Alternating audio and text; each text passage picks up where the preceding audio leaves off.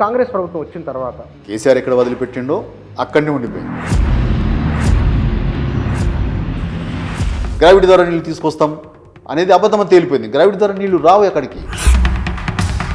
తర్వాత పోలవరం నల్లమల్ల అక్కడ ఒక రిజర్వాయర్ కడతామని ఆంధ్రప్రదేశ్ ప్రభుత్వం యొక్క కుట్రను మనం అర్థం చేసుకోవాల్సి ఉన్నది. రోజుకు 4 టీఎంసీలు లిఫ్ట్ చేసుకునే పంపింగ్ వ్యవస్థను అక్కడ వాళ్ళు ఏర్పాటు చేసుకుంటారు. రోజుకు 4 అంటే వాళ్ళు 200 టీఎంసీలకే పరిమితం కారు.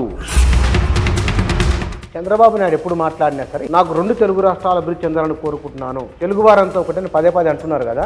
తెలంగాణ ప్రభుత్వం టేకప్ చేసిన ఏ ప్రాజెక్ట్ మీద అయినా కూడా వాళ్ళు షికాయతులు చేయకుండా ఉండలేదు. నమస్తే. ఈ గడిచిన 2 ఏళ్ల కాలంలో మన రాష్ట్రంలో సాగునీటి రంగం పైన ఈ ప్రభుత్వం దృష్టి ఎట్లా ఉన్నది? గత ప్రభుత్వ నిర్ణయాలను పునఃసమీక్ష చేస్తామని అంటున్నది. ఆ ప్రయత్నం ముందరికి వెళ్తూ ఉన్నది. ఈ సందర్భంలో తెలంగాణ భవిష్యత్తు ఎట్లా ఉండబోతుందో ఆ పర్టికులర్ ఆ రంగంలో వీటికి సంబంధించిన విషయాల గురించి మాట్లాడదాం. మన దగ్గర సాగునీటి రంగ నిపుణులు, ముఖ్యమంత్రి దగ్గర ఈ శాఖకు సంబంధించి ఓఎస్డీగా పనిచేసిన వారు, పలు పుస్తకాలు వెలువరించిన వారు, ఇప్పటికీ ఆ రంగంలో జరుగుతున్న లోటుపాట్లను ఎత్తుచూపుతున్నవారు శ్రీధర్ దేశపాండే గారు మన దగ్గర ఉన్నారు. వారితో మాట్లాడదాం. సార్ నమస్కారం. నమస్తే బుచ్చమ్మ. సార్, మొదలు ఈ కాంగ్రెస్ ప్రభుత్వం వచ్చిన తర్వాత అంతకు పూర్వం జరిగిన ఒకానొక ప్రయత్నం, ఆ ప్రయత్నానికి కొనసాగింపుగా ఉన్నదా?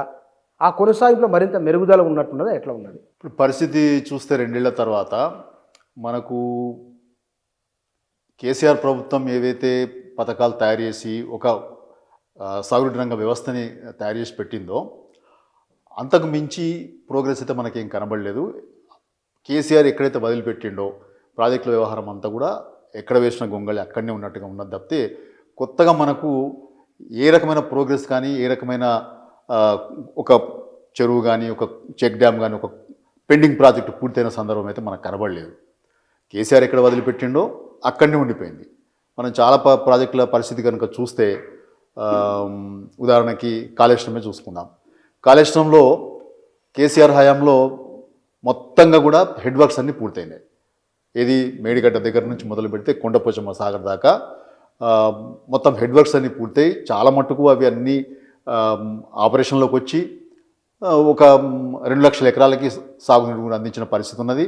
దాని నుంచి వందలాది చెరువులను అనుసంధానం చేసిన ఒక 10,000 చెరువులు అనుసంధానమైనవి.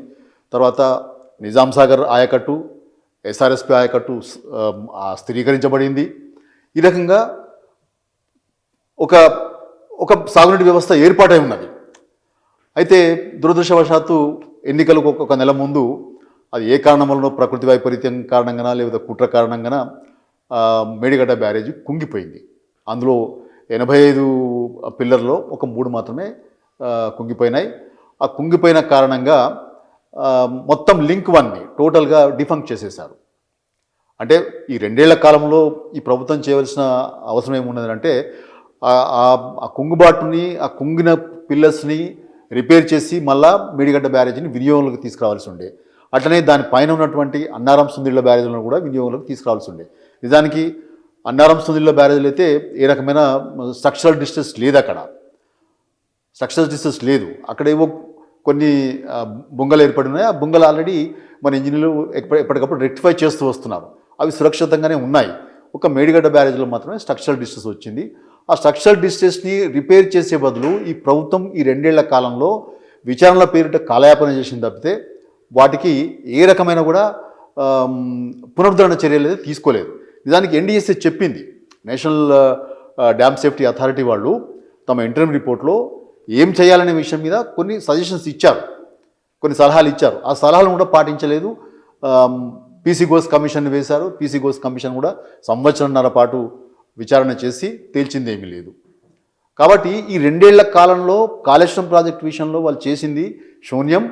తర్వాత వాళ్ళు ఎన్నికల్లో వాగ్దానం ఏం చేశారు? మేము తుమ్మిడెట్టి కడతాము, ఇది అనవసర ప్రాజెక్టు, కాళేశ్వరం అనేది అనవసర ప్రాజెక్టు, గ్రావిటీ ద్వారా వచ్చే స్కీమ్ని వదిలిపెట్టి వీళ్ళు 3 దశల కొత్త లిఫ్ట్ ఇరిగేషన్స్ని తీసుకొచ్చారు, రంగంలోకి తీసుకొచ్చారని చెప్పి వాళ్ళు ఆరోపణలు చేశారు. తుమ్మిడెట్టి దగ్గర మేము బ్యారేజ్ కట్టి ఎల్లంపల్లికి గ్రావిటీ ద్వారా నీళ్లు తీసుకొస్తాము అని ఎన్నికలకు ముందు ప్రచారం చేశారు, ఎన్నికల తర్వాత ప్రచారం చేశారు. కాళేశ్వరాన్ని ఒకవైపు డిఫంక్ట్ చేశారు, లింక్ 1ని డిఫంక్ట్ చేశారు. అదే కాలంలో వాళ్ళు వాగ్దానం చేసినట్టు తుమ్మిడిరెడ్డి దగ్గర బ్యారేజ్ కట్టి అక్కడి నుంచి గ్రావిటీ ద్వారా ఎల్లంపల్లికి నీళ్ళు తీసుకొచ్చే పని అయితే చేసి ఉండాల్సింది కదా. వాళ్ళు అది వాగ్దానం, అది ఎన్నికల్లో ప్రజలకు ఇచ్చిన వాగ్దానం.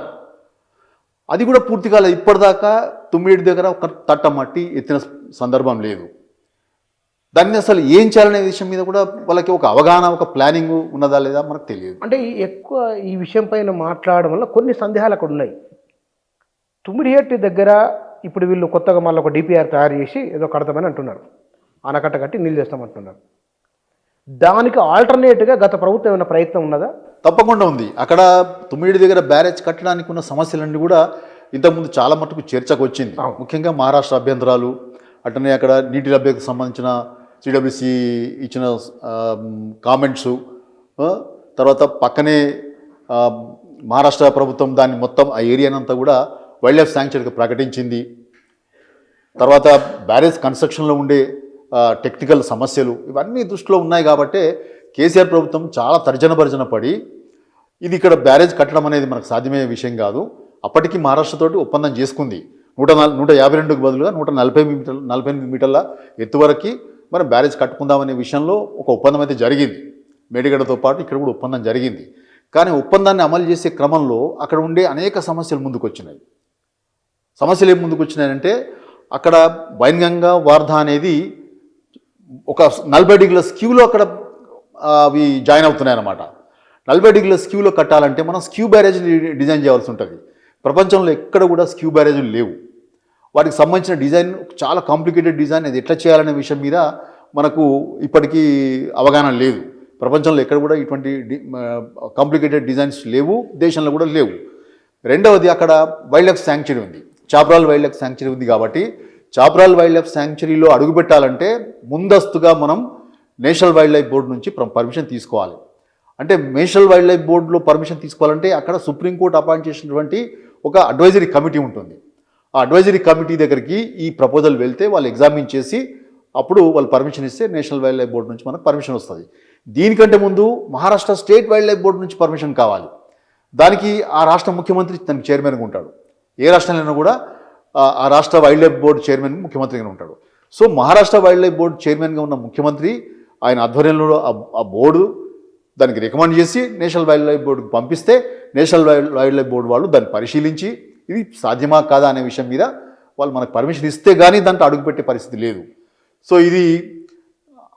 ఈ పర్మిషన్ తెచ్చుకోవడం అనేది చాలా పెద్ద ఎత్తున కాలయాపన చేసే పని. కాబట్టి కేసీఆర్ ప్రభుత్వం ఆల్టర్నేటివ్ ఏం ఆలోచించిందంటే ఈ వార్ధా మీదనే మనం ఒక బ్యారేజ్ కట్టుకుంటే ఎట్లా ఉంటుంది అని ఒక సాధ్యాసాధ్యాలను ఎగ్జామిన్ చేసినప్పుడు ఇంజనీర్లు తర్వాత రిటైర్డ్ ఇంజనీర్స్ అందరూ కలిసి దాన్ని ఎగ్జామిన్ చేసినప్పుడు అక్కడ ఆదిలాబాద్ జిల్లాకి సరిపోయే 20 టీఎంసీలు అక్కడి నుంచి తరలించుకోవడానికి అవకాశం ఉంది. బ్యారేజ్ కాస్ట్ తగ్గుతుంది, బ్యారేజ్ పొడవు తగ్గుతుంది. ఇక్కడ తుమ్మిడి దగ్గర అయితే 6 కిలోమీటర్ల బ్యారేజ్ కట్టాల్సి ఉంటుంది మనకు, ఎందుకంటే 2 నదుల్ని దాటించాల్సిన అవసరం ఉంది. కాబట్టి ఈ కాన్ఫరెన్స్ దగ్గర 6 కిలోమీటర్స్ యొక్క బ్యారేజ్ లెంత్ తగ్గిపోతుంది, కాస్ట్ తగ్గిపోతుంది. తర్వాత పైకి వెళ్తాం, 152 మీటర్ల హైట్కి వెళ్తాం. కాబట్టి అక్కడి నుంచి గ్రావిటీ ద్వారా తీసుకొచ్చి ఆల్రెడీ తవ్విన కాలువని మనం అనుసంధానం చేస్తాం. ఈ రకంగా ఒక ఆల్టర్నేటివ్ మనం డిపిఆర్ తయారు చేసాం, డిపిఆర్ సిడబ్ల్యూసి కూడా పంపించాం. దాని నుంచి కూడా మనకు అనుమతులు రావడం ప్రారంభమైంది. ఈ లోపల అధికారం మార్పిడి జరిగింది, వాళ్ళు దాన్ని పరిశీలి చేయలేదు, అది అట్లా ఆగిపోయి ఉన్నది. సో ఈ లోపల వీళ్ళు తుమ్మిడి దగ్గర మేము బ్యారేజ్ కడతాము, తుమ్మిడి నుంచే తీసుకొస్తాము, గ్రావిటీ ద్వారా తీసుకొస్తామని చెప్పి వాళ్ళు వాగ్దానం చేసింది కదా. వాళ్ళకి తెలుసు గ్రావిటీ ద్వారా ఎల్లంపల్లికి నీళ్లు రావనే సంగతి ఇప్పుడు అర్థమైంది వాళ్ళకి. ఎందుకంటే అక్కడ సింగరేణి డిమార్కెటెడ్ గనులు ఉన్నాయి ఆ కాలంలో. ఇప్పుడు బహుశా ఇప్పుడు అక్కడ ఓపెన్ కాస్ట్ మైన్స్ కూడా వచ్చి ఉంటాయి. కాబట్టి వాళ్ళు ఏం చేసినట్టే అక్కడి నుంచి తీసుకురావడం సాధ్యం కాదు. కాబట్టి సుందిళ్ళకి తీసుకొద్దామనే ఒక ఆలోచన చేస్తున్నారు. అక్కడి నుంచి 165 టీఎంసీలకు బదులు 80 టీఎంసీలు మళ్ళించి 80 టీఎంసీలు మళ్ళించి సుందిళ్ళకి తీసుకొచ్చి సుందిళ్ళ నుంచి ఎల్లంపల్లికి మళ్ళిద్దామని, ఎల్లంపల్లికి లిఫ్ట్ చేద్దామనే ఆలోచన ఇప్పుడు చేస్తున్నారు.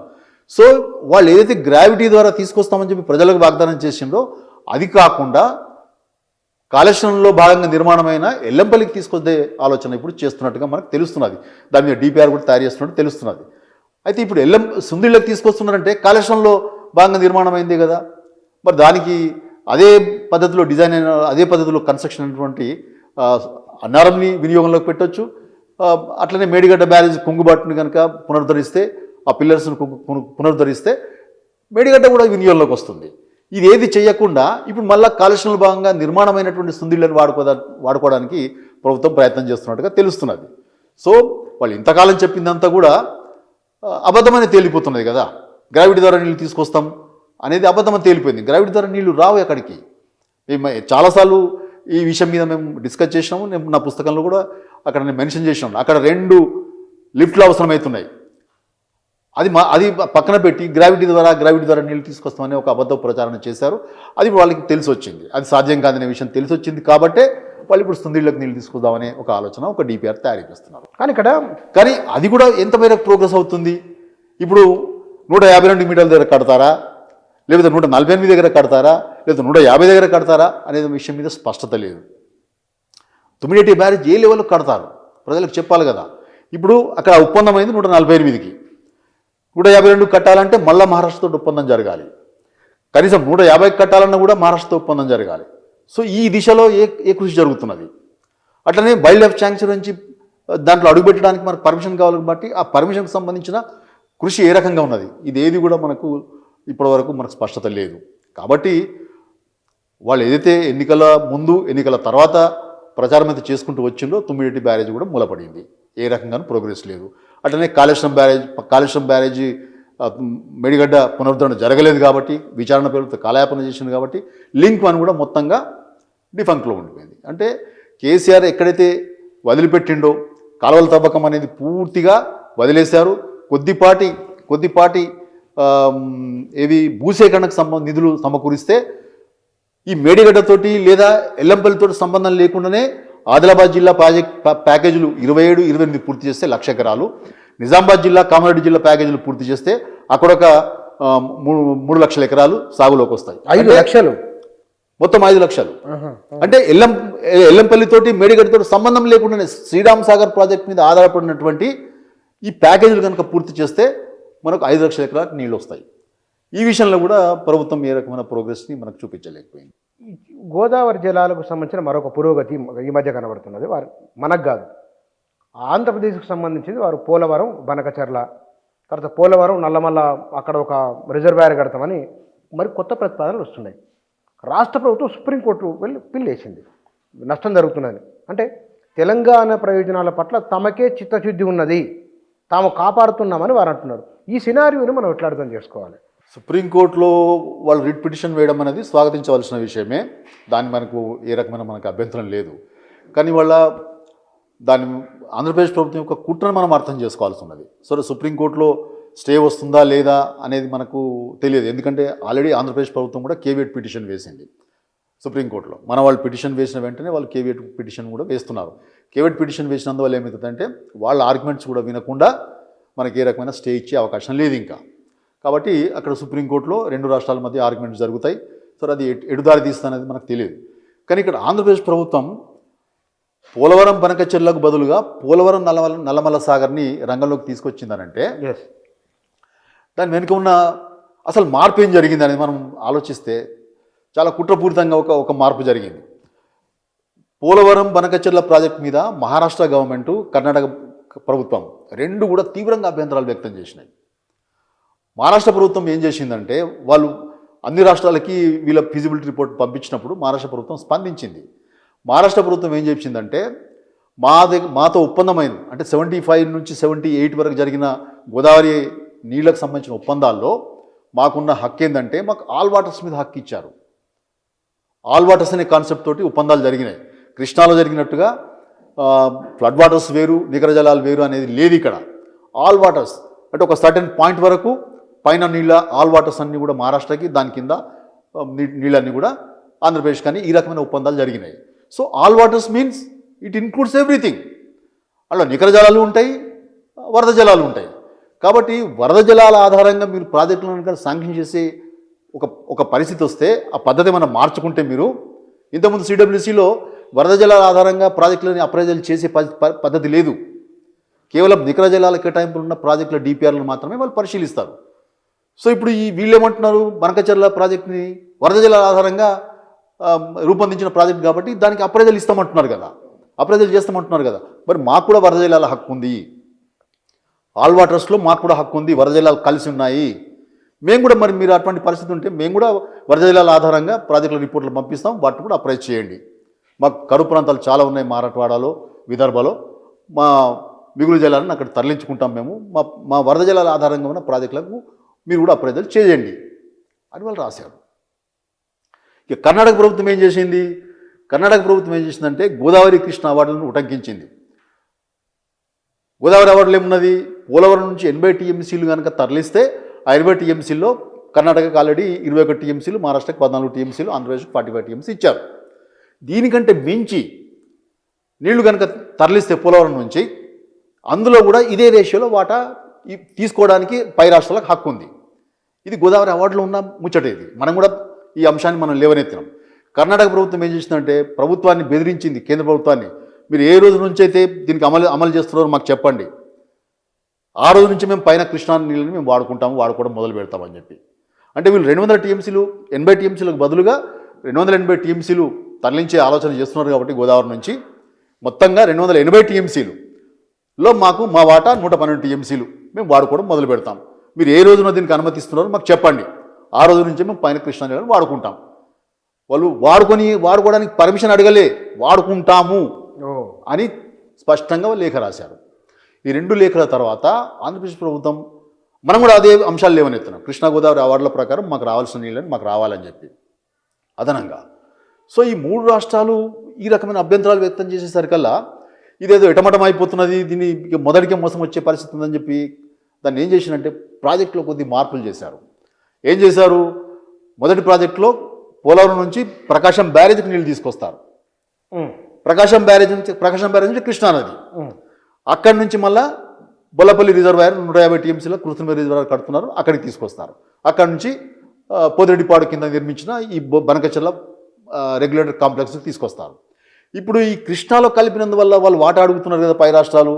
వాళ్ళు ఏం చేస్తున్నారంటే కృష్ణాలో కలపకుండా వాళ్ళు ఒక యాక్విడక్ట్ కట్టి కృష్ణానదిని దాటించి మరొక యాక్విడక్ట్ కట్టి నాగార్జున సాగర్ కుడి కాలువను దాటించి బొల్లపల్లికి నీళ్ళు తీసుకొచ్చి ప్లాన్ చేస్తున్నారు. అంటే మేము కృష్ణాలో నీళ్లు కలుపుతలేము, డైరెక్ట్గా మేము పోలవరం నుంచి బొల్లపల్లి రిజర్వాయర్ తీసుకుపోతాము, అక్కడి నుంచి నల్లమల సాగర్కి తీసుకుపోతామని మాట్లాడుతున్నాం. అంటే అంతకుముందేమో అది interlinking of river Krishna and Godavari, ఇప్పుడు ఇది ఇంటర్లింకింగ్ కాదు. అంటే కాబట్టి మీకు దీని మీద ఏ హక్కులు లేవనే ఒక కాన్సెప్ట్ లాజిక్. ఇక్కడ ఒక నదిని దాటేటప్పుడు మనం ఒక బస్సు ప్రయాణమైనా నువ్వు కెనాల్ గట్టి తీసుకుపోయినా సరే నదిని దాడుతున్నట్లే కదా. నదిని దాటుతున్నప్పుడు ఈ నీళ్లు పోతిరెడ్డిపాడు నీళ్ళు కృష్ణ వాట అక్కడ పోతున్నది, గోదావరి నీళ్ళు అక్కడనే పోతున్నాయి కదా, ఇది పరిగణలోకి తీసుకోరా? అవును. ఇప్పుడు దీని ద్వారా 200 టీఎంసీల కృష్ణా నీళ్ళని తరలించే ప్లాన్ చేస్తున్నారు. రోజుకు 23,000 క్యూసెక్కులు అక్కడి నుంచి పోలవరం నుంచి కాలువ దవ్వి తీసుకొస్తున్నారు 200 టీఎంసీలు అని ఇప్పుడు అంటున్నారు. కానీ అది రోజుకు 2 టీఎంసీలకు బదులు రోజుకు 4 టీఎంసీలకు సంబంధించిన వ్యవస్థను అక్కడ ఏర్పాటు చేస్తున్నారు వాళ్ళు. భవిష్యత్తులో 4 టీఎంసీలు రోజుకు 4 టీఎంసీలు లిఫ్ట్ చేసుకునే పంపింగ్ వ్యవస్థను అక్కడ వాళ్ళు ఏర్పాటు చేసుకుంటారు. రోజుకు 4 అంటే వాళ్ళు 200 టీఎంసీలకే పరిమితం కారు అనేది మనకు స్పష్టమైపోతున్నది. ఒకవైపు మీరు అన్నట్టు శ్రీశైలం నుంచి పోతిరెడ్డిపాడు ద్వారా అదే బనకచెర్ల ద్వారా మనం కృష్ణా నీళ్ళని మలుపుకపోతారు, మళ్ళీ అక్కడి నుంచే గోదావరి నీటిని కూడా మళ్ళీ అదే ప్రాంతానికి తరలించకపోయే ప్రయత్నం చేస్తున్నారు. ఇది ఫ్లడ్ వాటర్స్ పేరు మీద జరుగుతున్నది. ఫ్లడ్ వాటర్స్ అనేది గోదావరిలో లేదు, ఫ్లడ్ వాటర్స్ అనే కాన్సెప్టే గోదావరిలో లేదు. ఒకవేళ ఉంది అనుకుంటే అన్ని రాష్ట్రాలకు దాంట్లో వాటా ఉంటుంది. ఫ్లడ్ వాటర్స్ నీవి కావు, పైనుంచి వస్తున్న నీళ్ళు అవి. చాలా రాష్ట్రాలు వాళ్ళ నికర జలాల వాటాలను ఇంక పూర్తి స్థాయిలో వినియోగించుకోలేదు. ఉదాహరణకు తెలంగాణ, మనకు 968 టీఎంసీల నీటి వాటా ఉన్నది గోదావరిలో. మనం ఎక్కడ వాడుకుంటున్నాము? మన ప్రాజెక్టులు పూర్తి కాలే కదా. ఒక 550 టీఎంసీల కంటే మించి మనము ఇంకా నీటి వినియోగానికి మనం స్థాయి చేరుకోలేదు. కాబట్టి ఇంకా మన నీళ్లు నికర జలాలు మనకు పోతున్నాయి నదిలోకి. మహారాష్ట్ర నుంచి వస్తున్నాయి, మధ్యప్రదేశ్ నుంచి వస్తున్నాయి, ఛత్తీస్గఢ్ నుంచి వస్తున్నాయి, ఒరిస్సా నుంచి వస్తున్నాయి. కాబట్టి ఈ మిగులు జలాలు వరద జలాలు అనేవి మా నుంచి వస్తున్న నీళ్ళు మీ ఒక్కరివి కావు, మాకు కూడా దాంట్లో హక్కు ఉంది, మాకు కూడా వరద జలాల్లో వాటా కావాలనేది మనం డిమాండ్ చేసినాం. ఏదైతే ఇప్పుడు ఈ రేషియో ఉందో 1480 టీఎంసీలలో 968 టీఎంసీలు మాకు ఏ రేషియోలో అయితే ఉమ్మడి రాష్ట్రానికి కేటాయించిందో అదే రేషియోలో వరద జలాల్లో కూడా మాకు వాటా కావాలి. ఈ వరద జలాలు ఎంత అనేది లెక్క తీయమని అడుగుతున్నాం మనం. ఎంతైనా కానివ్వండి, 3000 టీఎంసీల 2000 టీఎంసీలా 1000 టీఎంసీలా ఎంత అనేది లెక్క తీయండి. ఆ లెక్క తీసి వరద జలాలు ఎంతనో తెలంగాణకు ఎంత వాటానో అది తేల్చండి అని చెప్పి మనం అడుగుతున్నాం. అట్లనే 968 టీఎంసీలకు సంబంధించిన హక్కులని స్థిరీకరించాలి. మన హక్కుల స్థిరీకరణ కావాలి. అట్లనే వరద జలాల్లో మన వాటా ఎంతో తేల్చాలి. ఇవి తెలంగాణ రాష్ట్రం నుంచి మనకు వస్తున్న డిమాండ్స్, మనం పెట్టిన డిమాండ్స్ అవి. సో అది ఇప్పటిదాకా దాని మీద ఏ చర్చ జరగలేదు, ఏ రకమైన అంగీకారం అటు కేంద్ర ప్రభుత్వం నుంచి కానీ ఇటు ఆంధ్రప్రదేశ్ ప్రభుత్వం నుంచి కూడా మనకు లేవు. కాబట్టి ఈ ప్రాజెక్ట్ని ఈ రకంగా అనుమతించే ప్రశ్నే లేదు. కానీ ఇక్కడ ఒక సందేహం వస్తుంది, అంటే ఇదంతా కూడా మనకు అర్థమవుతుంది ఏంటంటే కొత్త సీసాలో పాత సారా పోస్తున్నాడే. కొత్త సీసాలో పాత సారా పోస్తున్నాడు. ప్రాజెక్టులో కొద్దిపాటి మార్పులు చేసి పై రాష్ట్రాలని మభ్యపుచ్చే ప్రయత్నం చేస్తున్నాడు, వాళ్ళని ఈ ఇష్యూలోంచి తొలగించే ప్రయత్నం చేస్తున్నాడు తప్ప దోపిడీ, నీటి దోపిడీ అయితే అదే. గోదావరి జలాల దోపిడీ మాత్రం ఇందులో రెండు ఒకటే. ఈ 2 ఏళ్ల కాలంలో పాలమూరు రంగారెడ్డి అట్లే ఉన్నట్టు దాంట్లో ఏమి పురోగతి ఎక్కడ కనిపించలేదు. అవును, పాలమూరు రంగారెడ్డి అస్సలు ఎక్కడ పురోగతి లేదు. కేసీఆర్ ప్రభుత్వం నిజానికి చాలా ప్రయత్నాలు చేసి దాని పురోగతిలో పెట్టడానికి ప్రయత్నం చేసింది.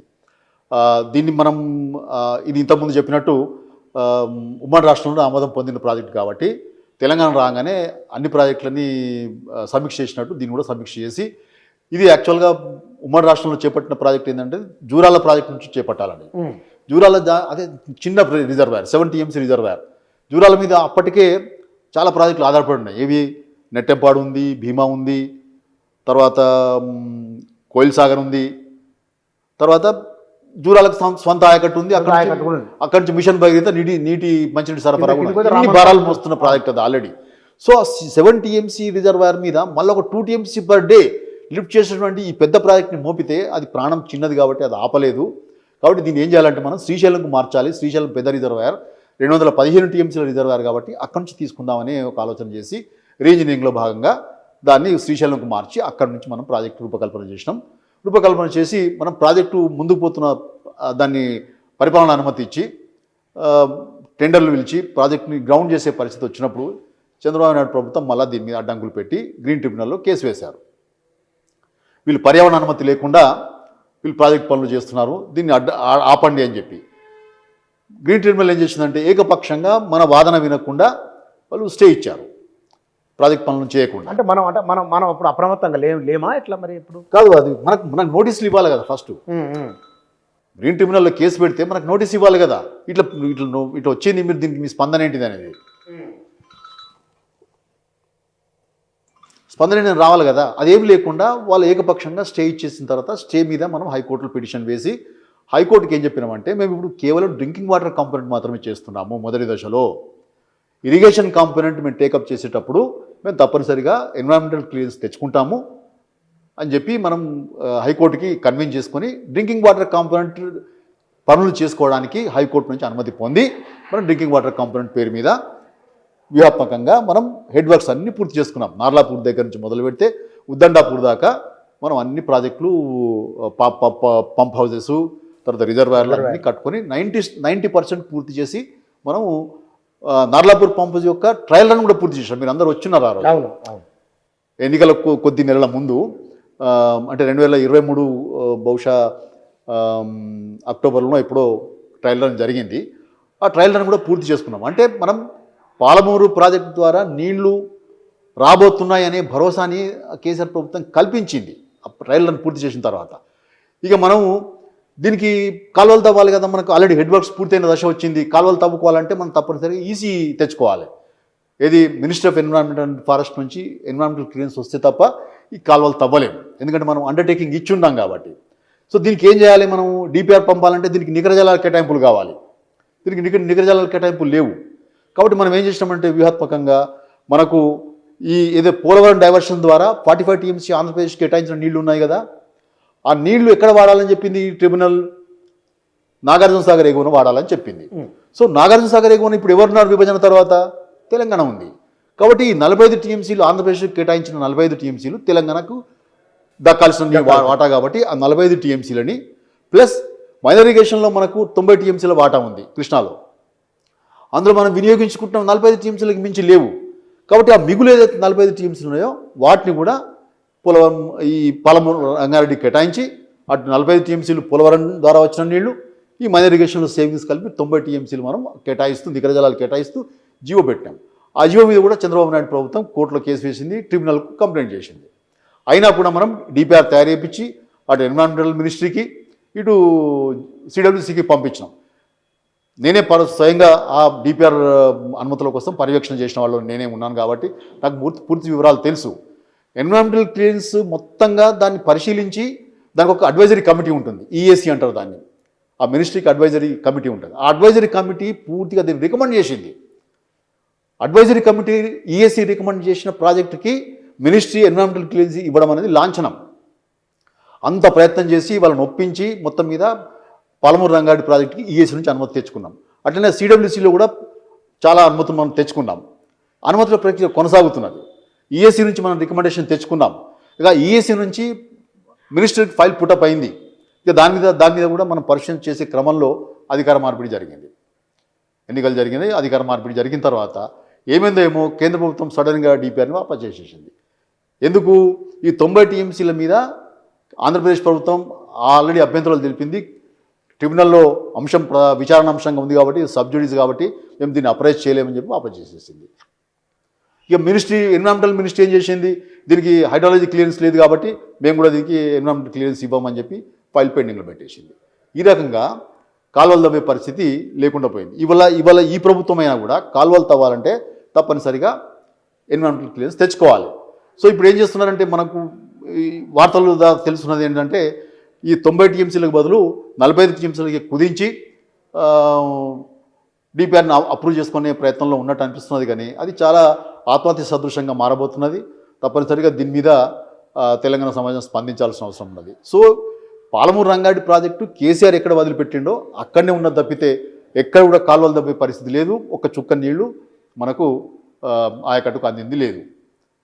కనీసం ఎన్విరాన్మెంటల్ క్లియరెన్స్ తెచ్చుకొని అయినా కాలువలు తవ్వే పరిస్థితి ఉంటుంటే అది బాగుండేది. కానీ ఆ ఎన్విరాన్మెంటల్ క్లియరెన్స్ ఈఎస్సీ సిఫారసు ఉన్నా కూడా ఎన్విరాన్మెంటల్ క్లియరెన్స్ రాలేదు.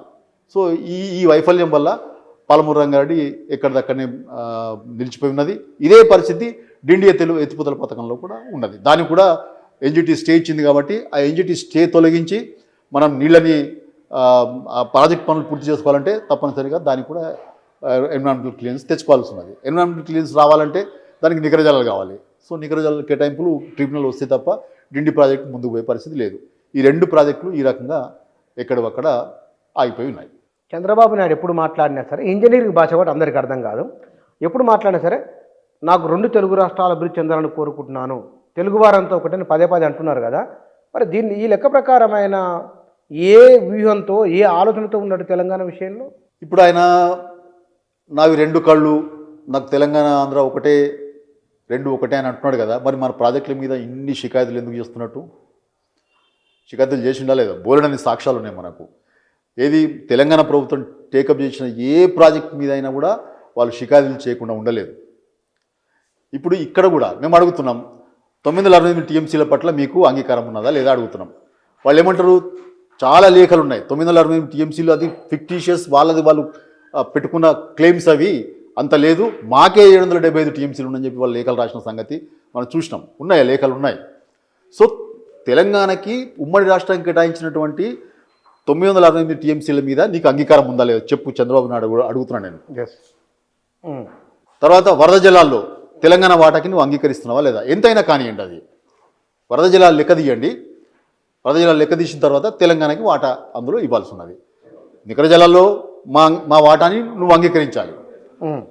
వరద జలాల్లో మాకెంత వాటానో దాన్ని స్థిరీకరించాలి. అప్పుడు నీ 2 కళ సిద్ధాంతం నిజమని తెలుస్తుంది. తెలంగాణ పట్ల ప్రేమ ఉందని తెలుస్తుంది. తర్వాత పాలమూరు రంగారెడ్డికి సంబంధించి ఎవరు కేసులు వేసిండండి? మొదటి నుంచి కిరికిరి పెట్టింది ఎవరు? పాలమూరు రంగారెడ్డి. అది మహబూబ్నగర్ లాంటి కరువు ప్రాంతానికి, రంగారెడ్డి జిల్లా లాంటి కరువు ప్రాంతాలకి నీళ్ళిచ్చే సాగునీరు ఇచ్చే ప్రాజెక్ట్ అది. అది ఉమ్మడి రాష్ట్రంలో ఆమోదం పొందిన ప్రాజెక్ట్ అది. దాన్ని టేకప్ చేస్తే కేసీఆర్ ప్రభుత్వం ఎన్ని అడ్డంకులు క్రియేట్ చేసిందండి. కేసులు వేయడం, గ్రీన్ ట్రిబ్యునల్లో కేసులు వేయడం, సుప్రీంకోర్టులో కేసులు వేయడం, దానికి నికర జలాలు కేటాయిస్తే ఆ జీవో మీద కేసులు వేయడం, ఇవన్నీ అడ్డంకులు క్రియేట్ చేసింది ఎవరండి? ఆంధ్రప్రదేశ్ ప్రభుత్వం కాదా? మొదలు 5 ఏళ్ళున్న చంద్రబాబు ప్రభుత్వం, ఆ తర్వాత 5 ఏళ్ళున్న జగన్ ప్రభుత్వం మీద అడ్డంకులు క్రియేట్ చేసింది. ఇప్పుడు మళ్ళీ ఆ కేసులు ఇంకా నడుస్తూనే ఉన్నాయి. కానీ ఇక్కడ ఒకటేంటంటే అంటే పోలిక అని కాదు కానీ తెలంగాణ తాగునీటి ప్రయోజనాల రక్షణలో మనం పారదర్శకంగా మాట్లాడుకున్నాం. ఏ ప్రభుత్వము చాలా సిన్సియర్గా పనిచేసింది. ఏ అధికార యంత్రాంగం అధికారులు ఒకరిద్దరు మినహాయిస్తే కనుక పాత వాళ్ళే కదా, వారి పనితీరు ఎట్లా ఉన్నది, వ్యవహరిస్తున్న తీరు ఎట్లా ఉన్నది? తప్పకుండా ఇప్పుడు తెలంగాణ రాష్ట్రం ఏర్పడిందే మనకు నీళ్లు నిధులు అనే నియామకాలనే ఒక నినాదంతో ఏర్పడింది. కాబట్టి ఒక తెలంగాణ ఏర్పడే నాటికి తెలంగాణ ఏర్పడక ముందు తెలంగాణలో ఒక వ్యవసాయ సంక్షోభం మనం అందరం చూసిందే. మీరు మహబూబ్నగర్ జిల్లా వాళ్ళకి చెందిన వాళ్ళు కాబట్టి మీకు అక్కడ మహబూబ్నగర్ జిల్లాలో ఉండే వ్యవసాయ సంక్షోభం మీకు తెలియంది కాదు. వేలాది మంది లక్షలాది మంది అక్కడి నుంచి వలసపోయిన పరిస్థితి. మోతుబరు రైతులు కూడా వ్యవసాయాన్ని వదిలిపెట్టి నీళ్లు లేక కరువుని భరించలేక వాళ్ళు పట్టణాలకి దూర ప్రాంతాలకి వలసలు పోయి కూలి పని చేసుకొని ఇతరత్ర వృత్తుల్లో జీవించిన పరిస్థితి మీకు తెలుసు. ఇదే పరిస్థితి రాష్ట్రమంతా ఉంది. ఉమ్మడి రాష్ట్రంలో జరిగినటువంటి ఆత్మహత్యల్లో 80% తెలంగాణలో జరిగినాయి. అటువంటి ఒక మహామానవ సంక్షోభం వ్యవసాయ సంక్షోభం ఉన్న తెలంగాణ వస్తే ఏం చేయాలనే దాని మీద ఆల్రెడీ తర్జన భర్జన జరుగుతూ వస్తున్నది. మనకు లైఫ్ లైన్గా ఉన్నటువంటి చెరువులను పునరుద్ధరించుకోవాలి, తర్వాత పెండింగ్ ప్రాజెక్టులన్నీ పూర్తి చేసుకోవాలి, మనకు కృష్ణా గోదావరి జలాల్లో ఉన్నటువంటి ఈ జలాలన్నింటినీ కూడా సంపూర్ణంగా వినియోగించుకోవాలనే విషయం మీద ఒక స్థూలమైన అవగాహన తెలంగాణ ఏర్పడక ముందే ఉన్నది. నెహ్రూకి ఎట్లయితే స్వాతంత్రం వచ్చిన తర్వాత భారతదేశం ఎట్లా డెవలప్ చేయాలనే విషయం మీద చాలా పెద్ద ప్లానింగ్ జరిగింది. 1938లోనే ఆనాటి Indian national Congress national planning కమిటీని ఒకటి ఏర్పాటు చేసి నెహ్రూ అధ్యక్షతన ప్లానింగ్ కమిటీ ఏర్పాటు చేశారు. దాంట్లో మోక్షగుండ విశ్వేశ్వర లాంటి ఇంజనీర్లు చాలామంది మేధావులు కూడా దాంట్లో భాగం ఉన్నారు. వాళ్ళందరూ కూర్చొని వాళ్ళ సబ్ కమిటీలు వేశారు.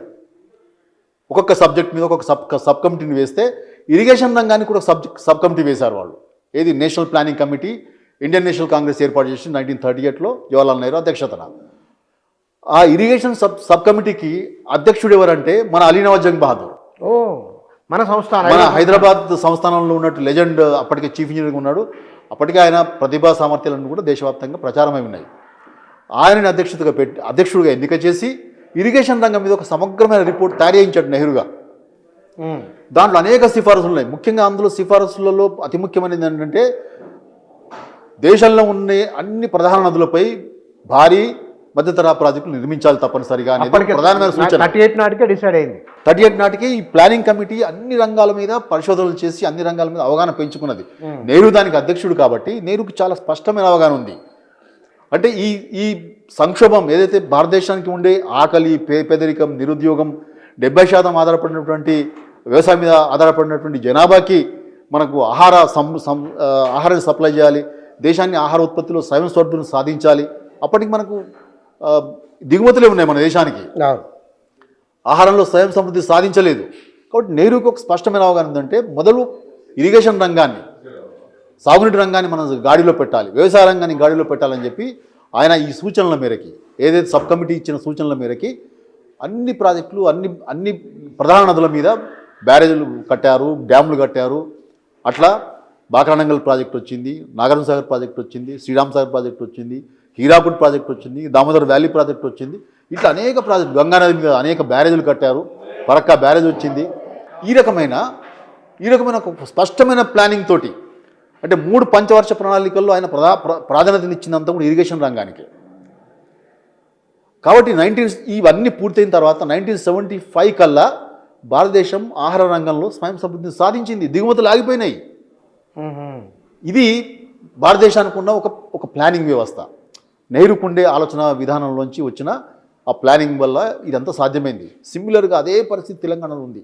తెలంగాణలో ఉన్నటువంటి ఒక మహామానవ సంక్షోభం, వ్యవసాయ సంక్షోభం అంతా సమర్చిపోవాలంటే ఇరిగేషన్ రంగంలో మనం పెట్టుబడులు పెట్టాలి, ఇరిగేషన్ రంగాన్ని గాడిలో వేయాలనే ఒక స్పష్టమైన అవగాహనతోటి కేసీఆర్ ప్రభుత్వం బహుళాంచెల వ్యూహాన్ని తీసుకున్నది. ఆయన అధికారంలోకి రాగానే మొట్టమొదటి చర్య తీసుకున్నది ఏంటంటే తెలంగాణకి లైఫ్ లైన్గా ఉన్నటువంటి చెరువుల పునరుద్ధరణ.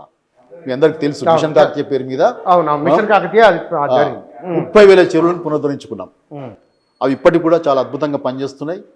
దానివల్ల చెరువుల కింద వ్యవసాయం పెరిగింది, ఆ చెరువుల చుట్టుపక్కల బోర్బావుల కింద, తర్వాత ఓపెన్ బావుల కింద వ్యవసాయం పెరిగింది.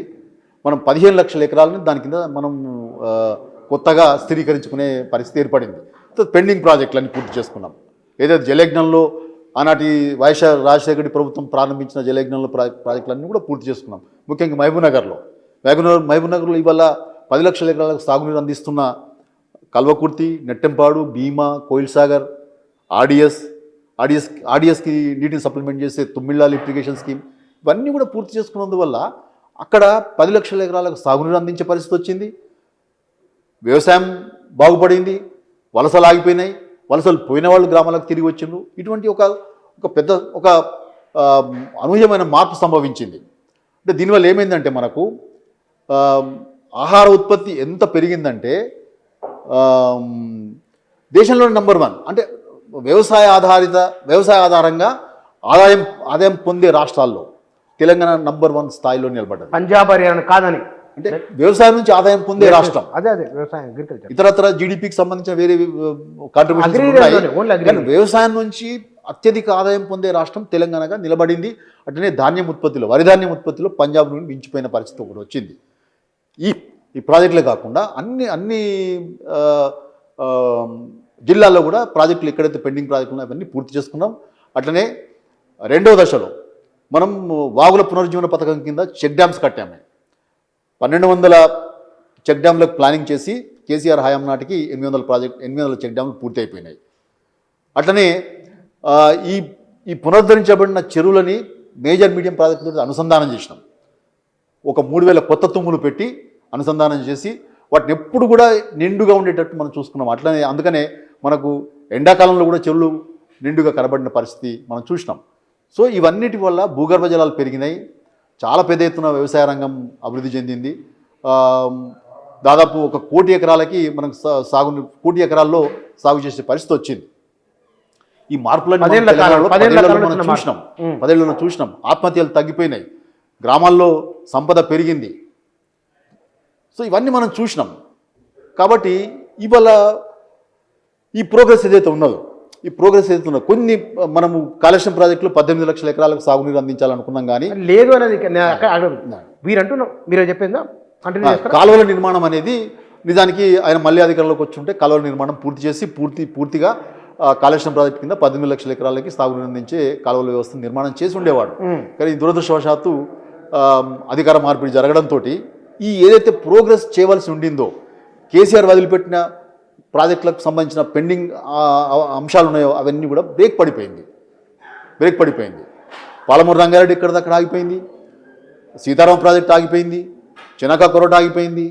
అన్ని ప్రాజెక్టులు ఆగిపోయినాయి. ఎక్కడ కూడా మనకు ప్రోగ్రెస్ కనబడతలేదు. కాళేశ్వరంలో ఎక్కడ కూడా ఒక కొత్త ఆయకట్టు రాలేదు. ఏ ప్రాజెక్టు పూర్తి చేసిన సందర్భం లేదు. ఒక చెరువు లేదు, ఒక చెక్ డ్యామ్ లేదు, ఒక కొత్త ఎకరము ఆయకట్టు సాగులోకి వచ్చింది. ఈ ప్రభుత్వం వారు అంట మాట ఏమిటంటే గడిచిన 10 సంవత్సరాల కాలంలో 1,00,000 కోట్ల రూపాయలు వృధా అయింది తప్ప కాళేశ్వరంలో ఒక్క ఎకరా కూడా అదనంగా నీళ్ళు ఇవ్వలేదు. నెంబర్ 1 వాళ్ళన్నది. రెండవది, వాళ్ళు చేసిన దుబారా పైన కమిషన్ ఏర్పాటు చేసినాం, ఆ ఎంక్వైరీ తేల్చబోతున్నది. ఈ రెండేళ్లుగా మాట్లాడుతూ వస్తున్నారు. ఇప్పుడు 1,00,000 ఎకరాల 1,00,000 కోట్ల అవినీతి అనేది అది బూటకమని ఇప్పటిదాకా మనకు ఆల్రెడీ ప్రజలకు అర్థమైపోయింది. ఎందుకంటే ఇంత పెద్ద నిర్మాణాలు ఎన్ని కోట్లు ఖర్చు పెడితే అవుతుందండి. నిజానికి ప్రాజెక్ట్ మీద డిసెంబర్ 2023 నాటికి అయిన ఖర్చు 93,000 కోట్లు. 93,000 కోట్లు ఖర్చు అయిన ప్రాజెక్టులో 1,00,000 కోట్ల అవినీతి ఎట్లా జరుగుతుందనేది ప్రశ్న అందరి మనసులో వచ్చేసింది. ఆల్రెడీ అది బూటకము, అబద్ధం అనే ప్రచారం అనే అంశం ఆల్రెడీ వచ్చేసింది.